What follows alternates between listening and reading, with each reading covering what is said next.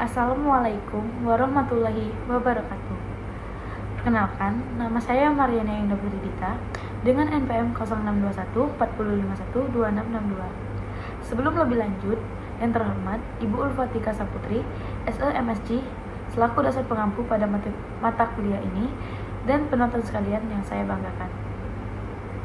Izinkan saya untuk menjelaskan materi mengenai analisis kewajiban. Baiklah, sebelum lebih lanjut, kita cari tahu dulu apa sih dari kewajiban itu. Jadi, kewajiban menurut SAP didefinisikan sebagai utang yang timbul dari peristiwa masa lalu yang penyelesaiannya mengakibatkan aliran keluar sumber daya ekonomi pemerintah.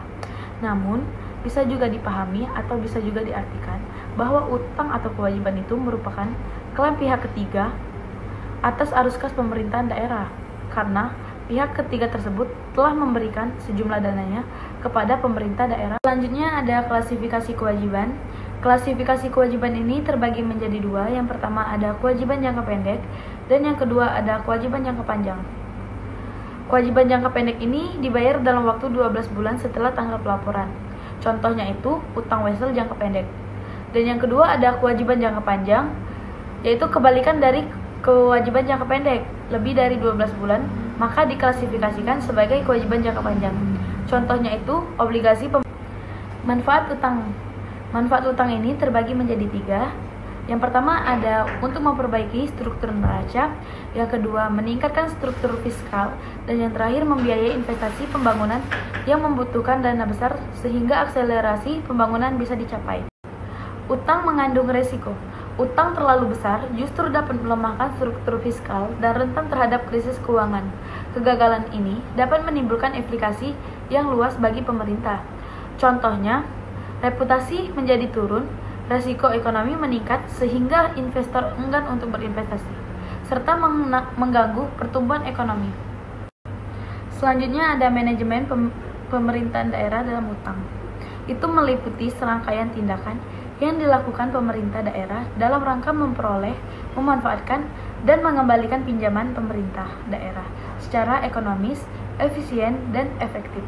Analisis risiko. Analisis risiko ini dilakukan untuk menghindari kerugian yang mungkin dialami pemerintah daerah terkait dengan penggunaan utang. Analisis risiko.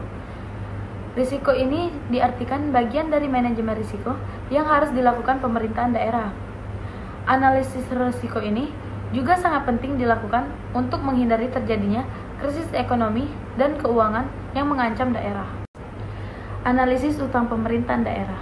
Terdapat laporan keuangan pemerintahan daerah neraca per 31 Desember 2014 dan per 31 Desember 2015. Seperti yang kita lihat, terdapat 9 analisis rasio yang akan kita cari nanti. Analisis pertumbuhan utang. Jadi, analisis pertumbuhan utang ini untuk mengetahui perkembangan utang pemerintah daerah dari tahun ke tahun. Pada halaman berikut ini ditampilkan data utang pemerintahan daerah yang diambil dari neraca selama 2 tahun. Jadi, utang pemerintahan daerah tahun 2015 itu secara total relatif besar, yaitu mencapai 347% atau lebih dari 4 kali lipat tahun sebelumnya.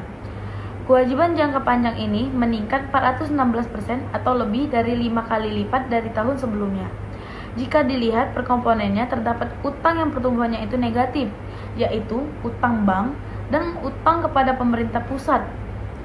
Pertumbuhan utang itu yang sangat signifikan dapat mempengaruhi obligasi pengeluaran pemerintah daerah sebesar 50 miliar dan peningkatan utang jangka panjang kepada pihak ketiga itu sebesar 392%.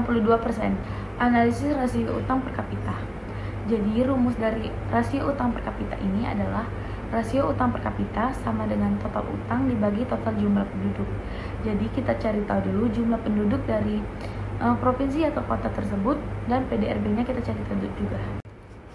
Baiklah, dari data pemerintahan daerah dan data statistik itu sebesar pada tahun 2014 itu 550.828.541 jiwa dan 2015 itu sebesar 55.639.219 dan PDRB itu 2014-nya itu 4.827.540 dan untuk 2015-nya itu 4.510.625.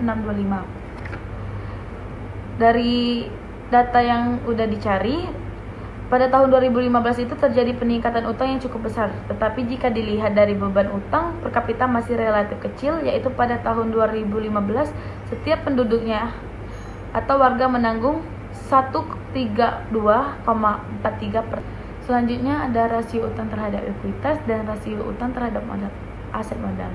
Yang pertama, rasio utang terhadap ekuitas. Jadi yang kita lihat, rasio utang terhadap ekuitas itu sama dengan total utang dibagi jumlah ekuitas. Sedangkan terhadap aset modal itu total utang dibagi total aset modal. Analisis rasio utang terhadap PDRB.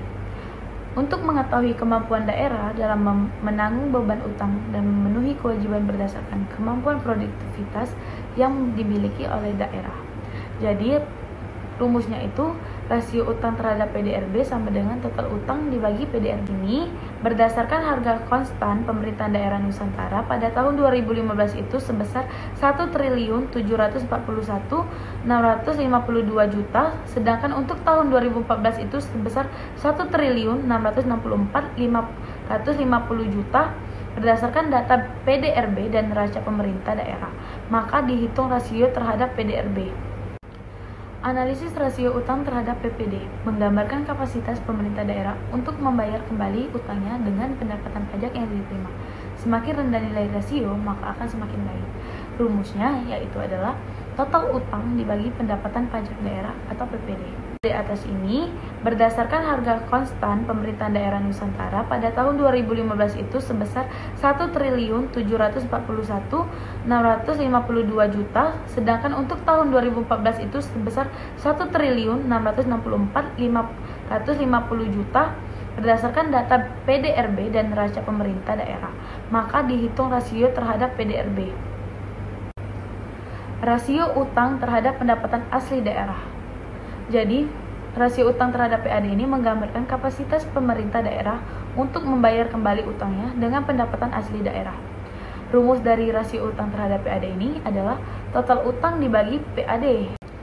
Jadi, pada tabel ini Nusantara itu dilaporkan bahwa pendapatan asli daerah tahun 2015 itu sebesar 80.746.804.350. Dan untuk tahun 2014 itu sebesar 69.495.477.285. Maka rasio utang itu terhadap pendapatan pajak daerah itu dapat dihitung dari tabel ini.